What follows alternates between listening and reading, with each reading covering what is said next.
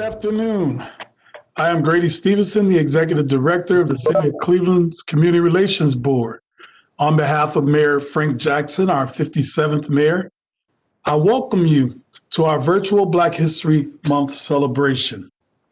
As we look to strengthen Black communities, we have to look at community outreach as an assistance, as the assistance it offers to our families. I apologize. We have to examine our roles and begin to work because, as the President Obama said, change will not come if we wait for someone, some other person, or some other time. We are the ones we've been waiting for.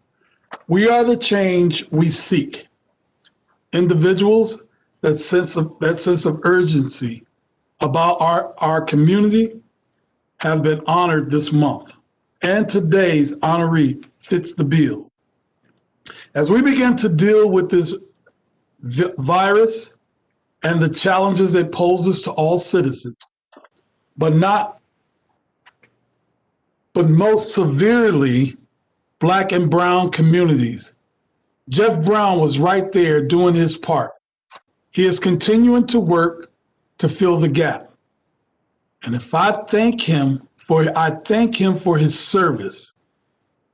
To help us learn more about Mr. Brown and his work, I welcome our Black History Month co-chair, Shelley Shockley. Thank you, Director. Good afternoon, everyone. Good afternoon, Jeff. Thank you all for joining us today, again, as we celebrate Black History Month in the city of Cleveland.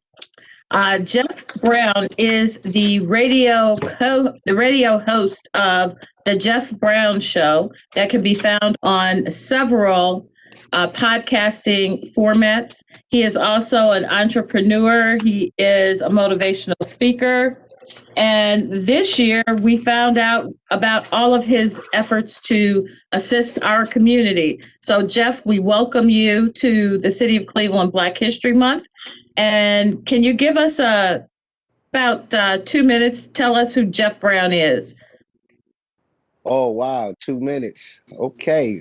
Jeff Brown, young man who come out of East Cleveland, Ohio, just like anybody, struggled, understands pain, understands hard work, made some mistakes in my life. And through the grace of God, he redeemed me, helped me, and has opened up many doors for me, gave me purpose. And through the community work that we've done in our community and I've been a part of, this is what this is all about. So I'm just grateful to God for his mercy and his grace and the fact that he's given me strength and the drive and the ambition to be a part of our community and to help where I can. Okay. So now when I look over your bio, I see real estate, radio show host, entrepreneur, motivational speaker. So you're a jack of many trades. Can you offer some insight on your career choices? How did you come about these career choices, and which one are you most passionate about? Well, real estate started years ago, and now I kind of started. How can I say? I started in one facet of real estate, and now I'm in a different facet, I should say. So right now we have a company called Property Development Resources, where we focus on renovating urban communities. We recently renovated a home in the Slavic Village area that sold for one of the highest price selling homes in the area, helping to restore the market, helping to bring restoration to a market that was hit by the mortgage boom, the crisis that happened here several years ago, over a decade ago. My passion, though, really is to talk, is radio, it's podcasting. That's what I do. I'm good at it. My grandmother tells me all the time, hey, you can talk. And so big shout out to her, my mom, and I see Pastor Stevenson over there. That's my brother. That's my bro. But my brother. But yeah, so that's what it is. I love to talk. I love to inspire. I love to speak into the lives of others because people have spoken to my life. I dedicate this opportunity in this moment to my mother, Loretta Brown. I dedicate it to my grandmother, Albertine Prince. I dedicate it to the late Bishop J. Delano Ellis II, even my pastor, who we talked about early on, Dr. Sabrina Joyce Ellis and Dr. Yvonne Pointer. These are people who have inspired me. These are people who have spoken into my life. And because they have planted those seeds, now I can go out and plant seeds and speak life to others. So yeah, this is what I do. I love it. Okay, so you would say that the fact that you have overcome various challenges in life, that is part of what keeps you motivated and what has prompted you to go into radio and to help inspire others. Yeah, a funny, quick little story. My family thought I should have been a comedian. I don't know why, but my family always thought I was. They always thought I was good to be a comedian or good for TV. And so, as I was kind of restructuring my life, I went to broadcasting school right here in the city of Cleveland at the Ohio Center for Broadcasting, and earned my degree in broadcasting there, and started out on a couple shows here, DJ Ronnie Knight, Christian show. I also hosted a sports show, a Christian sports show, and then the show got canceled. Went through a season where I wasn't doing radio, but I would use my Facebook platform as my radio station, as my radio show, and wind up getting an opportunity. And now my show is not only is it syndicated on iHeartRadio, it's also in the top 60 for Black culture out of 250,000 podcasts on iHeartRadio, which is the #1 platform in the world. But we're also syndicated in Kokomo, Indiana, on Power 104.9 FM, which is a traditional radio station. We're also syndicated in Rockford, Illinois. That's 103.7 The Beat. And we just recently got picked up. The show just recently got picked up by a top 40 station in Sacramento, California, with over 1 million listeners a week. So it's been a grind. It's been work. And this is what we do. I love it. I love it. Okay, so you mentioned that at the start it was two Christian shows, a regular Christian show and then a Christian sports show. So saying that, I am going to make the assumption that you live a Christ-centered life and that Christ is important. Yes, I do live a Christ-centered life. Am I perfect? By no means. I'm not. Do I strive for it? Yes, I do. My life is always under construction. And that's why I thank God for grace and mercy. Why? Because God knows we need him.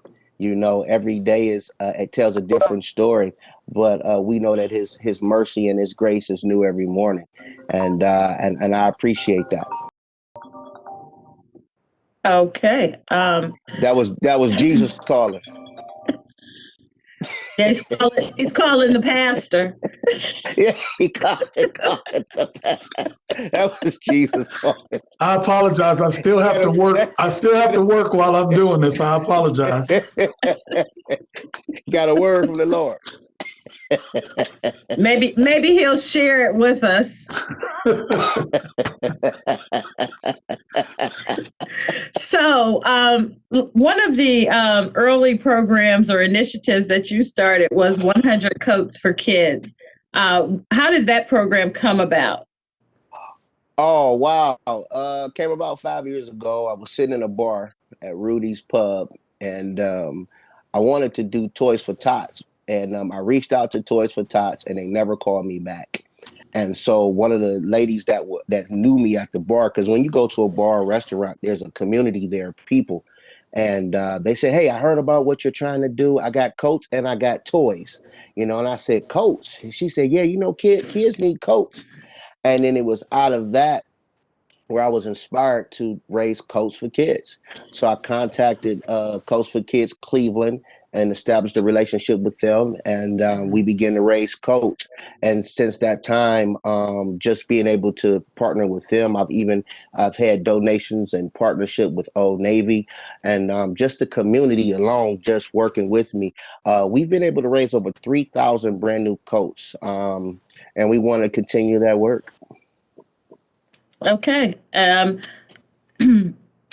Did you do that initiative at all this year, or has it been on high? We did not do it. I didn't do it this past year because of the pandemic. But I felt like, and it was a challenge for me because I just felt like there was a need, but I also wanted to be smart about this situation because this pandemic has claimed so many people's lives and it's just risky right now. And so I'm just praying that I can do it this year. But I do feel that I have contributed in a small way in our community, so I was able to kind of say, all right, and God just comfort me in that because again, I just feel like where there's a need, we just want to add value, we just want to give back. Okay. And so speaking of the pandemic and the work that you did do, even though you didn't do the 100 codes for kids, you were involved in a number of other initiatives around the city that had to do with helping out first responders. Can you elaborate on those programs that you were involved in? Yeah. Funny story. I was doing something. I don't know what I was doing, and I got a message, Facebook message from a young lady who follows my show, and she's a nurse, and she said, "Hey Jeff, I know you're always doing something in the community. Can you host a virtual prayer because we need it? We're nurses and we're going through, and we're fearful. We're thinking about our families, our children." And I said, okay. So I reached out to Dr. Yvonne Pointer, because that woman can pray. Okay. I know she talked to God. And she said, let's do it, nephew. And we wind up being able to do a 7-day prayer. And then after the 7th day, I was led to do it 7 more days. So we wound up doing 2 weeks of straight prayer. And then out of that, we birthed, it was placed on our heart where we just started to feed the frontline workers, and out of that, we were able to feed doctors and nurses and all those that were on the front line. The police district, Pastor Grady and Shelley, you was a part of that as well, and we just came together, just out of prayer to give back and to help, where help was needed. Okay, so I know that a lot of the frontline work that we did had to do with police officers during the summer months. And part of that was to bridge that divide and begin some dialogue with the community and police officers because we saw our nation and also some instances here in our city dealing with the harsh reality of the systemic racism and the challenges between community understanding and police officers. So, with your experience with that, do you think that we have made some inroads? What did that experience do for you as a Black man and communicating with Cleveland officers? You know what? I just want to say this. Last year was a trying time. It really was because there was so much divisiveness. There was so much division. And the fact that we were able to connect with our police, letting them know that, hey, we don't hate y'all. We don't have a problem with the police. What we appreciate you, because I'm not a police officer. I'm not going out, doing citizens arrest and all that kind of stuff. I don't do that. That's why we have men and women that are trained and they're built for that job. And so by us being able to go out to bring the pastors and the police together and to reestablish relationship, I thought it was an amazing thing. Excuse me. I also believe that it was a good foundation for us to build on. And here's the thing: we got to do our part in the community too. We do understand that there are some instances where there is systemic racism amongst the police, but there are great police officers out there that are not involved in those type of activities or do not share that type of attitude, where they really love people, they really are family people, they have children, they have a wife, they have a husband. and they're just really trying to do their job. But what we have to do as a community, we also got to take responsibility in our own community. We got to hold each other accountable. We have to make sure that we're doing the right thing. When you know there's something going on in the community that's going to hurt your neighbor or that's hurting the community, you got to step up and say something. You got to make sure that you report it, because at the end of the day, we need our police, and we want to live. We want to coexist with the police, and we want them to know that they do matter, just like we all matter. Okay. Now, the next area that you all were and that you spent a lot of time with, that I recall, was with the nurses and going into the hospital, and as you mentioned early on, praying for nurses. So what did you find with that? I mean, because this is a situation that we have right now, this pandemic, where many of us are leery, we're wary of going into certain places. And I know that on a couple of occasions, I think you actually went, it wasn't deep into hospitals, but you were in hospitals and things like that. Talk about that experience, being right there with the nurses and the doctors. Well, Dr. Yvonne and I had the opportunity, with the support of Hope Haven, the Hope Haven family and the Jeff Brown Show listeners and just the community at large, to help feed our nurses and those that were on the front line and doctors. What I learned was that just having some conversation with some of the nurses, that they were scared.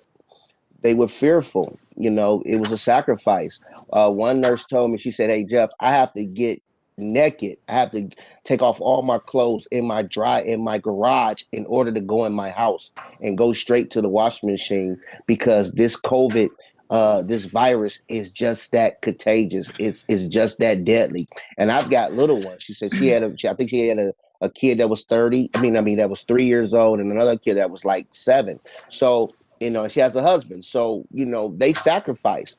And so every day was a risk. One nurse told me that she has to talk to a psychologist, because it had taken a mental toll on her for her to function and do her job. So what we were able to do and what we're continuing to do, we just wanted to show encouragement and to let them know that we love them. We love the fact that they are sacrificing their lives, and that their family is sacrificing for them to do their job to help people like myself who actually contracted COVID-19. I did, but I thank God that He healed me. But the reality is that it's serious and it's real. And I encourage people to make sure that you definitely appreciate the nurses and the doctors and the police and the EMS workers, because they're out here. They're fighting it. Okay, so speaking of actually contracting the COVID-19 virus and being front and center with nurses, we still have a challenge in our community with individuals in a lot of ways taking this virus seriously, particularly our younger folk. And in your comings and goings and in your radio show, are you ministering per se to them about that, particularly since you have firsthand knowledge of experiencing COVID? Well, I tell people to wear your mask. I think the problem is that young people think they're going to be young forever. And we live in a culture where young people really, they don't think for nobody else but themselves. So if they live at home with mom and they live at home with grandma, they live at home with those that are more receptive to the virus, they don't think that, that they can get sick. But the reality is that when you're irresponsible, you can cost somebody their life. Listen, we have over 470,000 Americans who have died from this virus, over 470,000. And I can guarantee that some of the people that contracted the virus had a young person that was living in their house, that was out, not wearing a mask, not doing the right thing. and cause, could have possibly caused that loved one their life. So I try to tell young people that, hey, even if you don't believe in it, just respect it, respect others, put the mask on. It's not going to kill you, it's not going to hurt you, because even though you're thinking about yourself, you got to step out and think about others. I wear the mask, and sometimes I can't breathe in it, but I wear the mask because I wear the mask because I'm saving my life and I'm saving someone else's life. And I think we just got to keep the message going with our young people. That's all. Okay, I agree.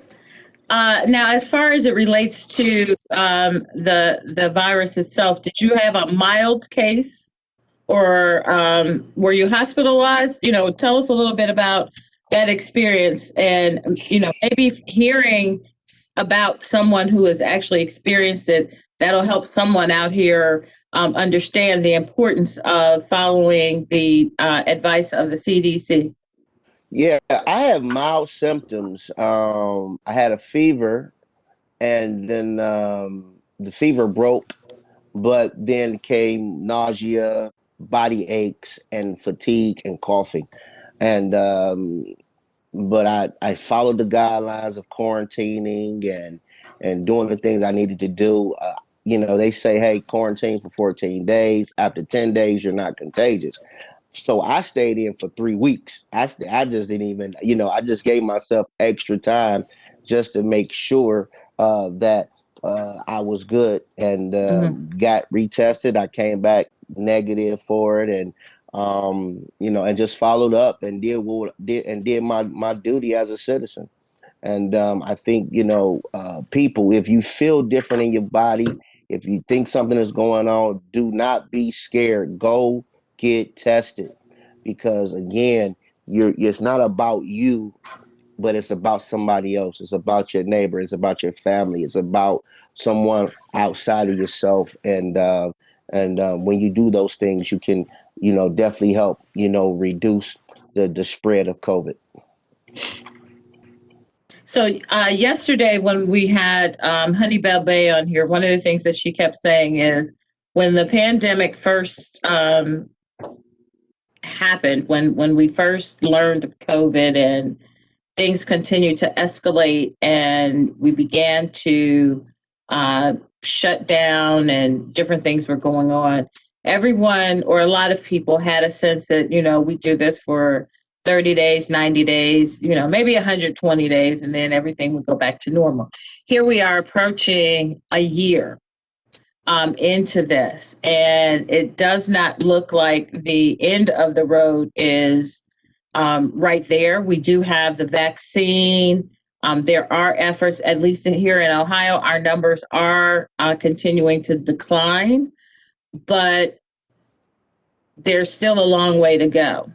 So I'm wondering, with the work that you've done in the past, what work will you be doing as we continue to navigate through this situation? This year I want to focus on helping people, jobs, helping job fairs for people.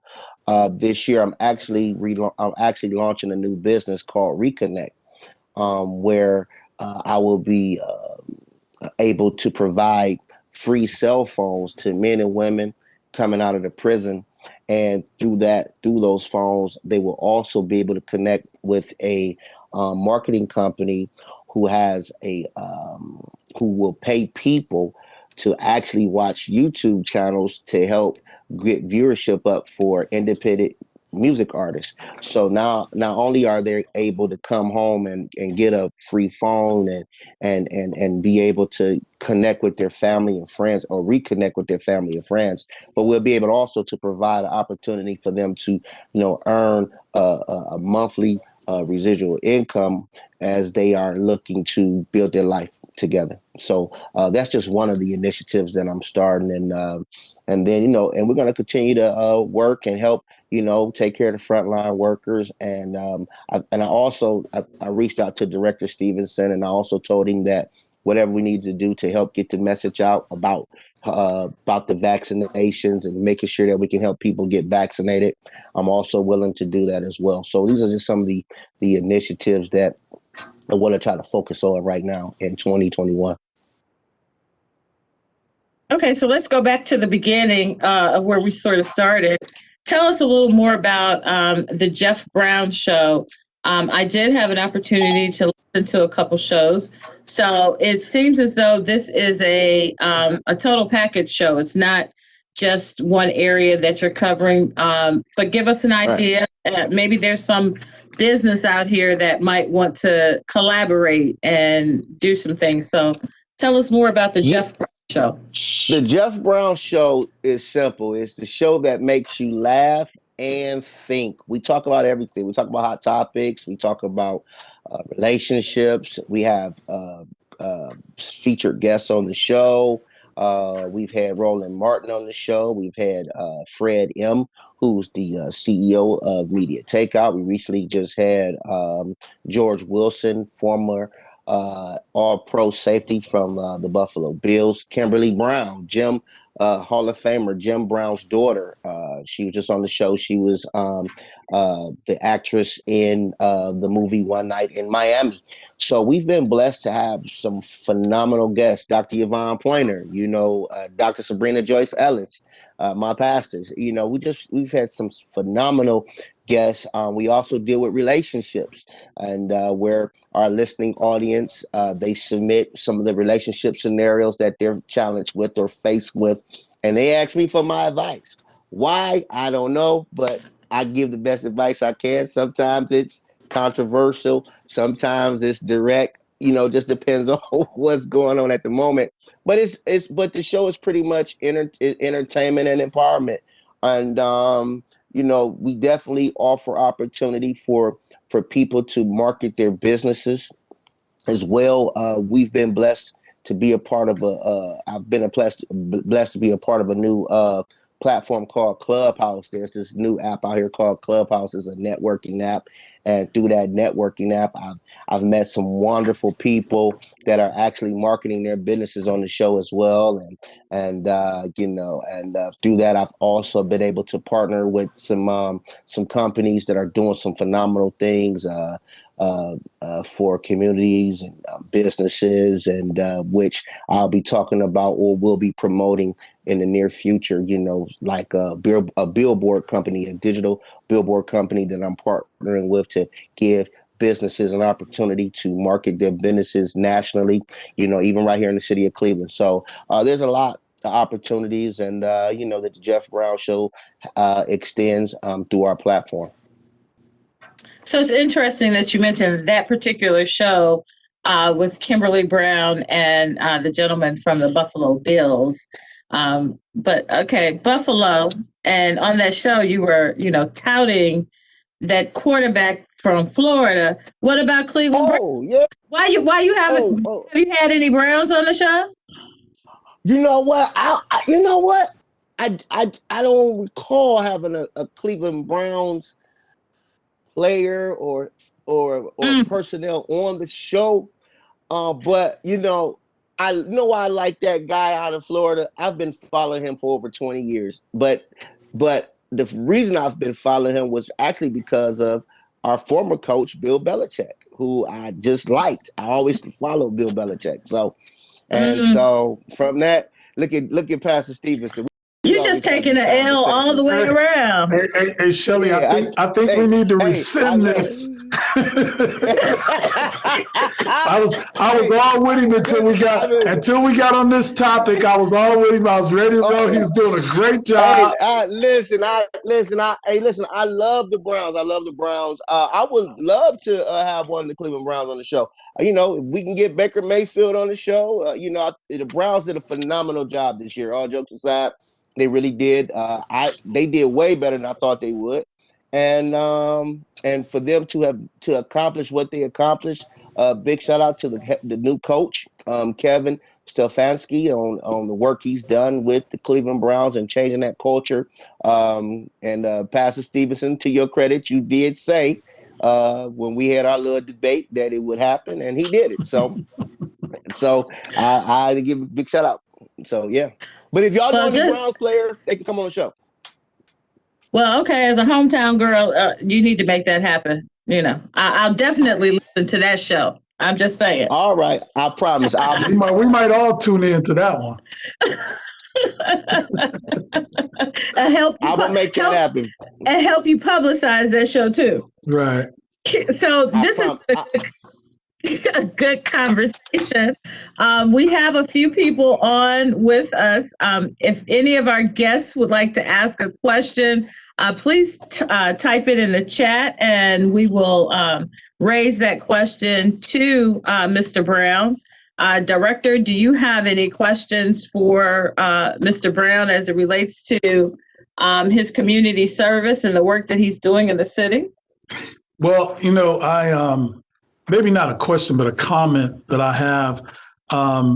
Jeff mentioned earlier when we were talking about the time that we spent together, working with Jeff with taking care of our frontline workers. I got to know him, and just observing his heart and his passion for taking care of people. I joked and I laughed about him talking. Jeff loves to talk. So, but he has interesting conversation that he'll talk to you about. And so, I enjoy his company. Just talking to him and picking his brain and us exchanging ideas about, things that we see in the city that we believe will be helpful, not just to ourselves, the city, but to the citizens of the city of Cleveland. And because of my role as the director of community relations, I'm always trying to think of innovative and new ideas that I could use in this area that I'm working in right now. And Jeff helps me a lot in that. So I'm thankful for, him being a friend, for being a part of this today. And I just want to encourage you, brother, keep doing what you're doing. Keep reaching out, keep having those hard conversations, because I know on your show, sometimes you speak of some tough issues that people really don't want to talk about. But it's because of people like you that we can reach some of those people who may not be bold enough to ask the question, but always had it on their mind. And so I just want to thank you for doing the work that you do. Thank you for taking care of our frontline workers. Thank you for thinking about the citizens of the city of Cleveland. I know the mayor appreciates what you do. And so we here in the Department of Community Relations just want to say thank you to you today. Grace and peace. I appreciate you all. Thank you. All right, Director. I don't see any questions in the chat box. No questions. No, Mr. Brown, is there anything else you want to add to your presentation today? There's a question that just came up. Hold on one second. There's a question that just came up. Okay, you can, Jeff, when you tell us what more you want, be sure to give your station ID and where folks can connect with you. Absolutely. I just wanted to say, first of all, again, I want to thank Mayor Frank Jackson, you, Director Stevenson, and you, Shelley, and the Black History Month Committee, again, for this opportunity. What I do want to let people know is, as we do stand on the shoulders of those who have laid the foundation for Black history, okay, it is our responsibility to continue to make impact in our community where we can. Can we save everybody? No, we can't. But what we can do is reach someone. We can reach one person. We can reach two people. Whatever you can to give back, make sure you do that. In Hebrews, the book of Hebrews, chapter 13 and 16, it says, "And do not forget to do good and share with others, for with such sacrifices God is pleased." You're going to please God by giving back. You please God by sharing. You please God by making impact. So in order for your life to have any type of significance and to please God, you have to become selfless. And I think when we all come into that knowledge and have that Christ-like mentality and that mindset, then we can all please God together and do our part. So I just wanted to encourage people who are listening and that are tuned in and that is interested in doing the work. It is work. And we don't do this for rewards because really our reward comes from heaven. I was just shocked to get this award, and but I thank God for the opportunity that to be a part of this. But I just want to encourage people, get out and do the work, make a difference, be the game changer in your community. You can follow me on Instagram at The Jeff Brown Show. You can go to www.thejeffbrownshow.com to follow my show, all the station links. We are again on iHeartRadio. You can actually subscribe on iHeartRadio, Apple Podcasts, Spotify, radio.com, or on any of your favorite podcasting platforms. We're on all major podcasting platforms, again with iHeartRadio leading the way. You can also if you're in the Sacramento, California area, you'll be able to tune in to the Jeff Brown Show starting next Monday at 8:00 p.m. If you're in the Kokomo, Indiana area and you're listening today, you can tune in on Power 104.9 WTSX. And if you're in Rockford, Illinois, you can also tune in on 103 The Beat. So outside of that, again, you can follow me on Instagram to stay connected with me at The Jeff Brown Show, and just follow me and stay connected. And you can also follow me on Facebook as well at Jeff Brown Jr. on my personal page and the Jeff Brown Show page. And that's pretty much it. And again, I just thank you all. Okay, so we have another question. Someone would you have a question? Okay. For you to elaborate on the music program that you plan to initiate, and what is the age group? And I think that they're referring to when you said with these cell phones, there would be jobs that would actually be listening to independent artists. So what it is that there's a media company that I've partnered with.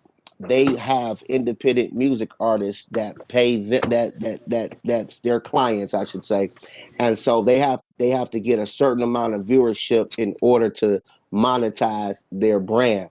So what happens is this company pays people to just watch their music videos, and so by having a free cell phone, you can do that and earn income by doing that, by just simply getting a free phone. And the only way to be eligible for the phone is that you have to be on some type of, government assistance, or you have to be a veteran, or again, or someone who's coming out of the prison system who's starting over. All right. That sounds like a good opportunity for many of those in our community who are in need of help about now. Absolutely. Okay. And it's to give everybody a foundation to, it gives someone a foundation to start over. It's hard when you're starting over and you don't have the resources. So this is something that allows for people not only to reconnect with family and friends, but also earn legitimate money and income for themselves. Okay. Thank you so very much. Again, Director Stevenson, I now turn it over to you for the award presentation. All right. So, Jeff, we told you verbally how much we appreciate you.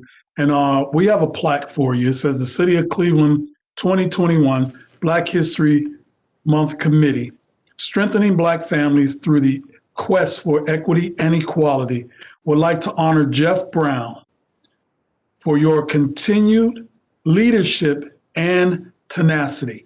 February 2021, Black History Month. Thank you so much, my brother. God bless you. We appreciate you. He gave a text there, Shelly, and I'm gonna remember that he gave a text while he was on here. So I'm gonna let Mom know when I talk to her.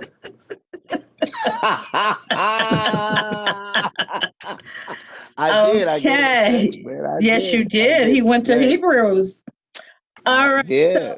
Again, I want to thank you, Jeff, for being an honoree. I want to thank you for what you're doing for our community, and I want to ask you to keep up the good work. Before we close, I do want to remind everyone that this is just the fourth installment of our programming. We will have another program that will be available via YouTube on Monday, where you can go and see all of our shows. If you go to YouTube and you look for TV20 Cleveland, you can find the replay of our presentations. There is a note of change. We were all remiss in realizing that we were off on Monday, February the 15th for President's Day. So the program that is supposed to be live that day will not be live, but it will be recorded and it will be up. That is with Dr. Buddy of the Cleveland Metropolitan School District. And I encourage anyone in the audience who's listening who has not heard of or had an encounter with Dr. Buddy to be sure to tune into that. Dr. Buddy has been doing some awesome things in the community with his students. He's a very innovative young man, and I think that we should be following him. After that, we will talk with Al Grimes of the Fatherhood Initiative. He will be with us on Tuesday, February the 16th, again at noon. And then later that day on February the 16th at 2 p.m., we will have a panel discussion with Pastor Dr. Sabrina Ellis, Pastor Sharice Sterrett Henderson, Pastor Tamika Reed Sims, Reverend Jimmy Gates, Pastor Edward McGee, my pastor, and Elder James Bannerman. And that will be moderated by our own Director Grady Stevenson. So we ask that if you have friends out in the community, if you have people who are trying to do good things in the community, or you just want to share our information so that they can join us as well. Again, thank you to all who have been a part of this. Thank you to the Black History Month Committee. I see some of them have logged in to be a part of this. Thank you, Director. And of course, thank you, Mayor Frank Jackson, for giving us the opportunity to bring programs like this to our residents. I hope everyone has a great day, and we'll see you again on Monday. Thank you. Grace and peace. To you as well.